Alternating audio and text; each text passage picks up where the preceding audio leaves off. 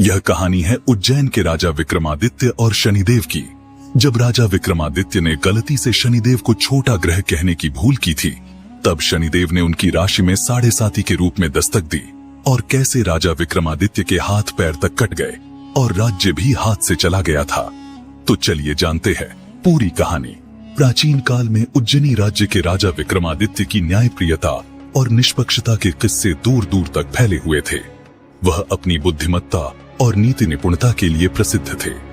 एक दिन नवग्रहों में सूर्य, चंद्र, मंगल, बुध, बृहस्पति, शुक्र, शनि, राहु और केतु के बीच विवाद छिड़ गया कि उनमें से सबसे बड़ा और प्रभावशाली ग्रह कौन है। सारे ग्रह आपस में यह निर्णय नहीं कर पाए और इस दुविधा को सुलझाने के लिए इंद्रदेव की सलाह पर राजा विक्रमादित्य के पास पहुंचे। राजा विक्रमादित्य को यह निर्णय करना कठिन लगा, क्योंकि वे जानते थे कि जो ग्रह छोटा साबित हुआ उसका कोप उनके ऊपर अवश्य पड़ेगा। गहरे विचार के बाद उन्होंने एक योजना बनाई। राजा ने अलग अलग धातुओं के 9 सिंहासन बनवाए। सोना, चांदी, कांसा, पीतल, सीसा और लोहा। उन्होंने इन सिंहासनों को एक विशेष क्रम में रखा। सोने का सिंहासन सबसे आगे और लोहे का सबसे पीछे।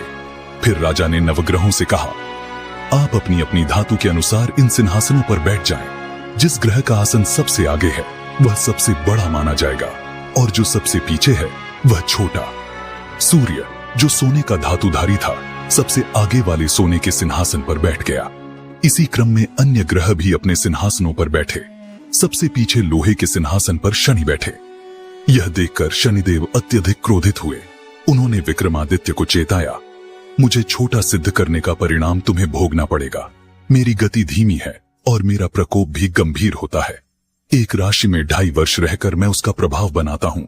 जो भी मुझसे इस कहानी को पूरा देखना चाहते हैं तो एक भी कमेंट आता है तो इसका मैं सेकंड पार्ट 3 घंटे के अंदर ला दूंगा।